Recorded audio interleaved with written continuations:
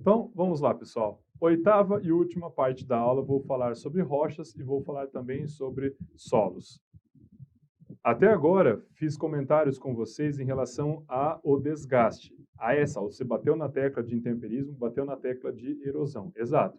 Então, tendo isso em mente, agora a gente pode ter um entendimento maior sobre a rocha, bem como sobre o solo. E, na verdade, eu até adiantei com vocês dizendo que o solo nada mais é do que o resultado do desgaste dessa rocha, que, inclusive, nós respondemos uma questão que ia nesse raciocínio. Então, vamos lá. Dando início aí à nossa oitava parte da aula e última, rochas e solos. Então, primeiro vou falar sobre as rochas, os tipos de rocha. Nós temos as chamadas rochas magmáticas, também chamadas de rochas ígneas. Tanto faz, Saulo? Sim, tanto faz. São considerados sinônimos. E a rocha magmática ou rocha ígnea, ela recebe uma subclassificação. Subclassificação, Saulo? Exatamente. Ela é conhecida como intrusiva. O que isso significa? Significa que a rocha ela tem a sua formação no interior da Terra. Quando ela se forma no interior da Terra, ela é chamada de intrusiva. Aí a palavra ajuda, porque a gente vê intrusiva, vê esse in, esse prefixo, lembra do quê? Lembra de algo interno. Aí lembra do inglês, in, inside, insert e assim por diante. Vê lá com o professor Léo, o professor André, o professor Fabi em relação a isso, porque eu não vou me atrever, enfim. Mas pensando aí no interior do nosso planeta. Quando tem essa formação, a gente chama então de uma rocha magmática intrusiva. Também tem um sinônimo, e como sempre eu comento, é impressionante o quanto os sinônimos eles acabam dando aquele rasteira no candidato ou na candidata. É importante lembrar deles, Saulo? Sim. Se você, porventura, ler intrusivo, no lugar de intrusiva, ler a palavra plutônica, também está correto. Então se eu chamar de intrusiva ou plutônica, Saulo, tanto faz? Tanto faz. Então essa formação aqui no interior. Além dessa formação no interior, eu tenho o quê? A formação no exterior, ou seja, na superfície, na crosta terrestre, na litosfera, onde a gente está. Quando tem essa formação externa, nós chamamos do quê? De extrusiva. Esse prefixo aí que você está falando é o quê? Para fora, exatamente. E, mais uma vez, também tem o quê? Sinônimo. Se porventura você ler, ao invés de extrusiva, você ler vulcânica, rocha magmática vulcânica, rocha ígnea vulcânica, tanto faz, é um sinônimo. Estou querendo dizer que a formação dela veio o quê? Na superfície. Mas aí, Saulo, qual que é a diferença que existe? Então vamos lá. Se eu pensar nessa que é intrusiva, plutônica, vai ter uma formação interna. Vocês concordam comigo que essa formação é porque ela sofreu grande temperatura e grande pressão numa dada localidade do interior do nosso planeta? Sim. E essa diferença vai fazer com que tenha sua formação. Lembra que eu comentei com vocês também que uma rocha, ela nada mais é do que um conjunto de minerais? Pensando em rocha magmática no nosso país, que é muito comum, que é o granito, que eu já havia adiantado com vocês também. Saulo, você até falou que o granito é composto basicamente por 3 minerais, a mica, quartzo e o feldspato. Sim, e o granito, ele possui diversas cores. A gente vê um granito que tem uma cor tendendo mais para o verde, mais para o preto, mais para o avermelhado, para o bege, para o cinza, varia bastante. E essa variação de coloração deve-se aos minerais. Saulo, até porque se a gente pensar no quartzo, existe uma infinidade de cores de quartzo. Exatamente. Então, essa agregação desses minerais dá o resultado, essa formação rochosa. E no caso, pensando no granito, o que é bastante evidente quando a gente olha um granito? Saulo, a pia lá da minha casa é de granito, a soleira que tem na minha casa também é de granito. Exato, é uma rocha que nós brasileiros estamos mais acostumados. Então, quando a gente entra em contato com o granito, o que a gente percebe? Percebe que os grãos são maiores, de uma forma geral. Claro que tem granito que tem um grão um pouco menor desses minerais que eu estou comentando, mas de uma forma geral eles apresentam de um formato maior. Então, isso é uma grande característica. Quando a gente pensa nessas rochas intrusivas, quando vamos analisar esses grãos, que são os minerais contidos nessa rocha, eles apresentam de um tamanho que é um pouco maior, diferentemente da rocha extrusiva, a rocha vulcânica magmática. O que acontece com ela? Ela acaba tendo a sua formação por conta do resfriamento da lava. Lembra que eu falei para vocês? Quando está no interior da Terra, a gente chama do quê? A gente chama de magma. Chegou no exterior, é chamado do quê? De lava. E essa lava, ele sofre o quê? Sofre um resfriamento. Então, quando tem um resfriamento dela, o resultado desse resfriamento vai ser a formação dessa rocha extrusiva, dessa rocha vulcânica assim chamada. E quando a gente olha para essa rocha vulcânica, como o basalto, por exemplo, que no nosso país tem em grande quantidade também, o que difere de um granito? Quando a gente vai perceber os minerais que estão nesse basalto, eles são pequenininhos. É difícil até a visualização a olho nu. Vocês numa fotografia que vai ficar mais claro isso que eu estou comentando. Olha só. Então, aqui, esse primeiro que eu coloquei para vocês, isso refere-se ao quê? A um granito. Conforme eu já adiantei, tem o quê? Uma quantidade de minerais que são maiores e de diferentes cores, preto, branco, bege, cinza, conforme está sendo mostrado aí na imagem. Diferentemente do que? Do basalto. O basalto mal dá para ver esses minerais. Nossa, é verdade, Saulo. Eu suponho que tem alguns pontos brancos, mas realmente fica mais difícil essa visualização a olho nu. Depois, além da rocha magmática ou ígnea, eu também tenho a rocha sedimentar. Sedimentar, Saulo? Exatamente, sedimentar. E o que é uma rocha sedimentar? A rocha sedimentar ela é formada pelo fato de outras rochas terem sido desgastadas, o solo foi desgastado, o mineral foi desgastado. Então, o conjunto desse desgaste vai ser depositado em algum local. E quando há a deposição desse local, começa a ter uma compactação. Essa compactação é a rocha sedimentar. Ah, Saulo, então a rocha sedimentar nada mais é do que uma rocha que formou porque recebeu quantidade de resto de outras rochas, minerais, solo e assim por diante? Exatamente. Aí vem a chamada rocha sedimentar. Tanto é que, quando a gente começa a analisar a resistência da rocha sedimentar, ela é muito menor quando comparado com uma rocha magmática, por exemplo. A rocha magmática tem uma grande resistência, principalmente se a gente for pensar em relação ao granito, que é uma rocha que é intrusiva, plutônica. Agora, quando a gente analisa a rocha sedimentar, o que? Ela tem mais fragilidade, porque ela é composta por quê? Pelos grãos, pelos restos, vamos falar dessa forma, de outras rochas. Tanto é que, como por exemplo o arenito, que eu vou mostrar em imagem para vocês, com o simples fato de você passar a palma da sua mão sobre ele, você já consegue desgastar ele. Tá brincando, só não? Diferentemente se eu pegar um granito, você pode ficar passando a mão lá o dia inteiro que não vai acontecer nada. Então são essas as diferenças. Olha só. Quando nós falamos das rochas sedimentares, tem o que? Classificações ainda. Ela é considerada clástica quando a gente visualiza mais em regiões de caverna. Também considerada de química, porque são rochas que sofrem mais facilmente o intemperismo químico, ou ainda são rochas que acabam recebendo certas quantidades do quê? De restos de animais vegetais que contribuem também com a formação. Essa eu já vi, por exemplo, um fóssil, e esse fóssil estava dentro de uma rocha. Exatamente, esse fóssil acabou ficando dentro de uma rocha, o quê? Sedimentar. Então, pensando em imagem aqui, nós estamos visualizando um arenito que eu havia comentado com vocês, que é uma rocha sedimentar que possui grande fragilidade. Até falei, se você passar a palma da sua mão nela, você começa a desgastar. E, por último, nós temos a chamada rocha metamórfica. É um outro tipo de rocha, Saulo? Sim, basicamente as rochas possuem esses três tipos. Ou ela é magmática, ou ela é sedimentar, ou ela é metamórfica. A metamórfica, como o próprio nome está dizendo, metamorfismo, que é a transformação. Eu havia adiantado isso com vocês. A rocha metamórfica é uma rocha que é magmática, que ela foi transformada. Essa transformação resultou em uma rocha metamórfica.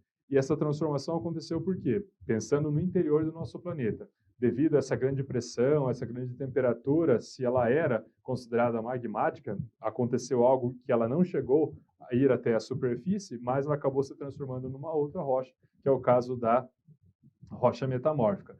A rocha metamórfica ela tem uma característica precisa também, que nós chamamos de xistosidade. Xistosidade, Saulo? Exatamente. Esse é o nome que recebe.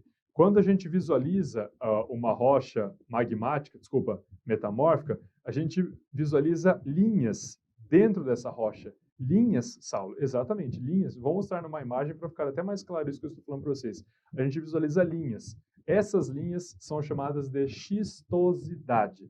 Então, se você ler a palavra xistosidade, isso está fazendo referência a uma rocha o quê?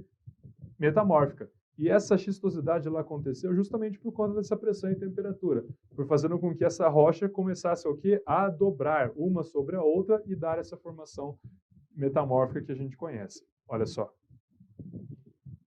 Então, aqui a gente visualiza um gneiss. O gneiss é uma rocha metamórfica e ela é caracterizada por ter essas linhas, conforme a gente está vendo. Saulo, dá para ver aí linha na horizontal nessa rocha? Exatamente. Aí agora a gente pode falar sobre as camadas do solo. Bem, o solo, pessoal, ele é dividido em várias camadas. Isso é importante ressaltar. Eu vou ter aquela camada mais profunda, e nessa camada mais profunda eu vou ter o que também? Vou ter rocha. Saulo, até você falou, essa rocha, ela vai sofrendo intemperismo ao longo do tempo, e o resultado disso vai ser o quê? O solo. Exatamente. E vou ter diferentes camadas. Tanto é que é dividido em horizontes. Horizonte O, horizonte A, no horizonte O, que tem a maior quantidade de matéria orgânica, ou no horizonte A tem um pouco menor, só que tem mais nutriente, no horizonte B uma quantidade menor, C, e assim por diante. Então, a gente vai analisar cada uma dessas camadas do solo, olha só. Então, nós temos o horizonte O, que é a camada mais superficial, constituída por humus. O que é isso, Saulo? Quando eu falo em relação à matéria orgânica, em outras palavras, os restos animais e vegetais que acabam sendo decompostos, eles ficam onde? Na superfície do nosso planeta. Então, aí nós temos a camada O, que é a primeira camada. Logo abaixo nós temos o horizonte A, camada constituída por humus, argila, silt e areia. O que é isso, Saulo? Argila, silt e areia. Argila, silt e areia diz respeito à granulometria do solo. Granulometria? Exato. O solo ele é bastante diferenciado em relação aos grãos. Tem grãos que são menores, maiores e no meio termo. Quando os grãos de um solo eles são muito pequenos, é dito que aquele solo ele é mais argiloso. Tanto é que forma-se uma pasta mais compacta, que inclusive é utilizada para fazer artesanato, por exemplo. Diferentemente de um solo mais arenoso, que possui os grãos maiores, que aí no caso, pensando nesse artesanato, já não vai ser possível porque não vai conseguir ficar firme para fazer um vaso, por exemplo. E tem o silt. O silt é o meio termo. Ele não é tão pequeno quanto a argila e não é tão grande quanto um solo arenoso, então ele fica no meio do caminho. Depois, é muito atingido pelo intemperismo e pela erosão, assim como o horizonte O. A agropecuária é praticada nos horizontes O e A. Então, o horizonte O e A que precisa estar adequado para a prática agrícola e pecuária, conforme está sendo mostrado para a gente. Depois, logo abaixo, nós temos o horizonte E, camada mais arenosa, que perdeu ferro, alumínio e matéria orgânica. Se ela é mais arenosa, significa que os grãos do solo ele é mais o que? Eles são maiores. Horizonte B, camada rica em sais minerais, podendo ser avermelhado quando há concentração de ferro ou amarelado, quando a concentração ferrífera é baixa. Então tem essa característica também. Saulo, quando eu vejo um solo tem essa condição mais avermelhada, isso diz respeito a essa quantidade, essa riqueza maior de ferro, como está sendo mostrado? Exato. Nós temos também o que? O horizonte C, camada composta por minerais sem humus. Sem humus, estou querendo dizer o que? Sem a matéria orgânica. Depois, nós temos o horizonte D, também chamado horizonte R, corresponde à rocha matriz. Essa chamada rocha matriz, também conhecida como rocha-mãe, significa o quê? Significa aquela rocha que está debaixo de todas as camadas do solo. Então, conforme eu comentei, solo tem diversos horizontes e quando eu chegar no último horizonte, eu vou encontrar o que? Rocha. Essa rocha é considerada rocha matriz, rocha-mãe. Por quê? Por que recebe esse nome? Porque foi a partir do desgaste dela que deu origem ao solo. Lembrando que o solo nada mais é do que o resultado do intemperismo somado à erosão de uma rocha, e isso acaba tendo como resultado que o próprio solo. Então, pensando em esquema, para deixar mais fácil isso que eu coloquei para vocês. Então, colocando no esquema, nós temos o quê? No horizonte O, mesmo raciocínio, pessoal, começar da superfície até chegar mais no interior. Horizonte com predomínio de restos orgânicos, que é o humus. No horizonte A, mineral escurecido pela acumulação de matéria orgânica. No horizonte E, horizonte com cores claras, onde as argilas e outras partículas finas foram lixiviadas pelas águas percolantes. Saulo, você falou de lixiviação? Comentei com vocês. O fato de estar ligado com a erosão pluvial ao ponto de formar uma enxurrada e o que? Remover os minerais do solo. Depois, nós temos o horizonte B, horizonte de acumulação de materiais provenientes dos horizontes superiores, nomeadamente argilas. Pode apresentar cores avermelhadas devido à presença de óxido e de hidróxido de ferro. C, horizonte constituído por material não consolidado. Estão percebendo que no horizonte C é uma fusão? Nós temos solo, mas nós temos rocha também. Essa da imagem deixa isso claro, exatamente. E depois o horizonte R, também conhecido como horizonte D, que é a rocha consolidada, a rocha matriz ou rocha mãe, se vocês preferirem. Depois, nós temos o que? Os tipos de solo. Pessoal, existe uma infinidade de tipos de solo. Se eu fosse dar uma aula especificamente sobre solo, realmente eu iria precisar de várias aulas para falar, porque a quantidade que existe é muito grande. Nossa, Saulo, mas aí você vai comentar alguns? Sim, vou comentar alguns, aqueles que eu já visualizei em prova e vejo também que são aqueles que acabam sendo mais fáceis serem cobrados. Certos tipos de solo realmente não, mas certos tipos de solo são o que mais comuns. Saulo, eu já ouvi falar em solo de terra roxa, por exemplo, no nosso país? Exatamente. Então, certos tipos de solo não dá para negar que eles são mais notáveis quando comparado com os outros. Então, esses que são mais notáveis eu vou comentar agora com vocês. Então, vamos lá. Então, primeiro, falar sobre o tipo de solo Chernozem. É o solo mais fértil do mundo, pois é rico em matéria orgânica, encontrado na Ucrânia, Estados Unidos, Canadá e Argentina. Saulo, pensando em ESA, pensando em colégio naval, o solo de Chernozem já não importa para a gente, é verdade. Então, é mais especificamente para a SpaceX, que cobra a geografia geral. Então, vamos entender esse solo de Chernozem. O que acontece com ele? Está numa região conhecida como estepe. O que é estepe mesmo? Vegetação rasteira de temperatura mais baixa. Então, uma vegetação mais rasteira e de temperatura mais baixa, o que acontece? Chega no período do inverno, tem o quê? O congelamento dessa vegetação, só que aí chega o período do degelo, do descongelamento, a água, o que? Ela acaba se infiltrando no solo. Então, os nutrientes que estão nessa vegetação vão para o solo, fazendo com que contribuam com a fertilidade dele.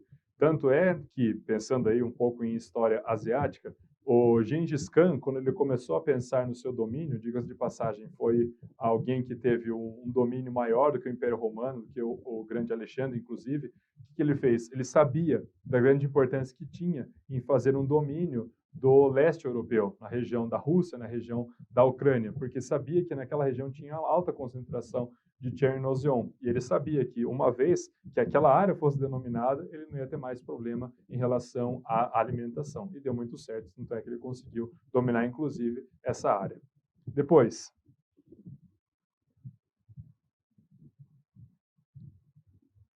nós falamos sobre o solo tipo Loess. É um solo fértil formado pelo acúmulo de sedimentos por meio da erosão eólica. O que é erosão eólica mesmo, pessoal? Saulo, pelo vento. Deslocamento pelo vento. Do quê? Da rocha, posso pensar dos restos de rocha, de mineral, solo, constituído por argila e calcário, encontrado na Europa e na China. Saulo, solo de Loess também não tem. É mais pensando na SpaceX, exato. Depois, nós temos o solo de Massapê. Aí sim, é pensando no Brasil. Vertissolo. Solo fértil composto por gneiss. Gneiss, eu mostrei em fotografia para vocês. É uma rocha o quê? É uma rocha metamórfica. E calcário, que é uma rocha sedimentar. Típico do litoral nordestino. Saulo, até porque essa fertilidade foi o grande responsável por fazer com que tivesse o ciclo da cana-de-açúcar na zona da mata nordestina? Exatamente. Localizado, então, na zona da mata nordestina, esse solo tem uma certa fertilidade, então acabou ficando mais fácil a produção canavieira nessa região, pensando no período colonial no nosso país. Continuando. Lembrando que Massapê eu já vi na literatura também chamando de Massapé, então tanto faz. Então, o seguinte, falar sobre o solo de Salmourão, formado pela decomposição do gneiss e do granito, lembrando que o gneiss é uma rocha o quê? Metamórfica e o granito uma rocha magmática. É um solo duro, de baixa permeabilidade e fertilidade. Sofre muita laterização.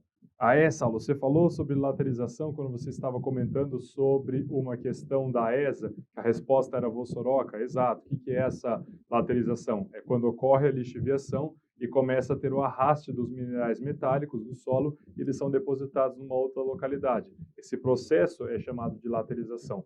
Aí forma a chamada laterita, que é o quê? Esse solo duro, compacto, que tem uma grande concentração de ferro e ou de alumínio, que ele é conhecido popularmente como canga. Olha só. Então, a laterização, ou seja, a concentração de ferro ou alumínio pela lixiviação, encontrado nas regiões sul, sudeste e centro-oeste.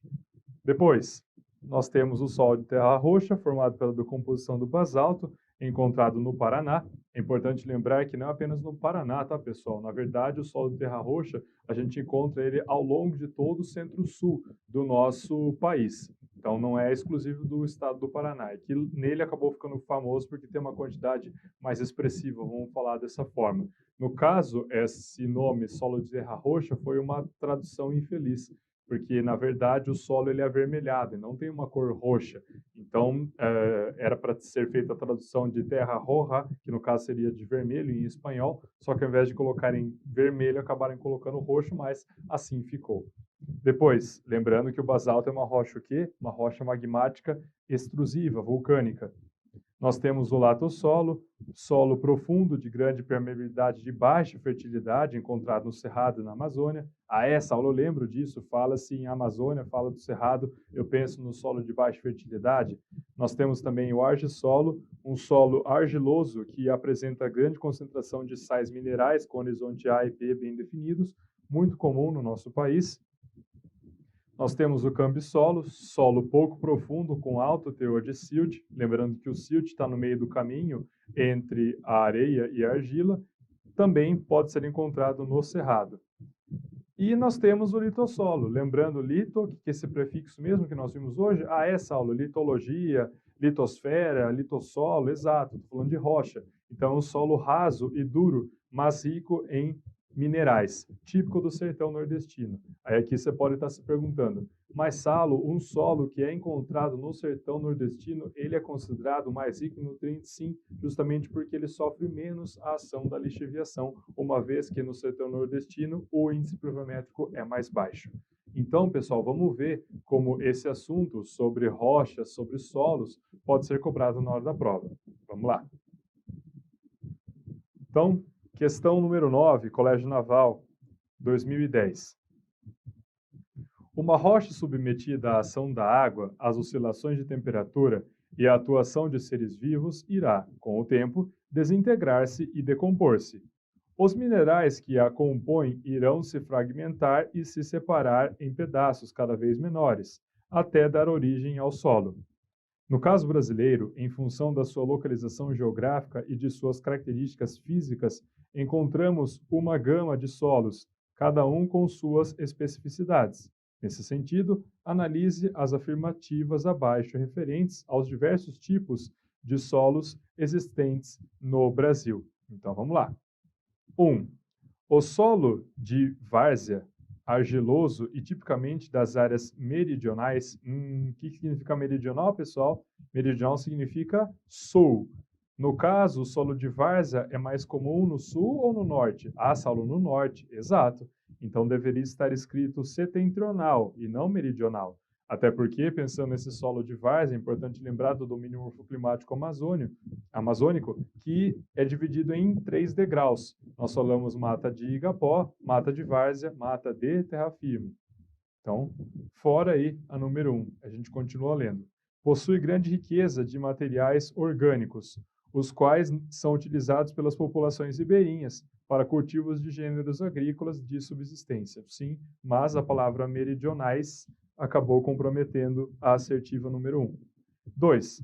O solo de Massapé, ou Massapê, arenoso e encontrado em todo o litoral brasileiro. Todo o litoral brasileiro? Cuidado com a palavra todo, pessoal. Apareceu todo, apareceu as palavras que dão essas ideias extremas, liga o sinal de alerta. Não é o caso. O solo de Massapê, ele fica restrito aonde? Na zona da mata. Principalmente na zona da mata nordestina.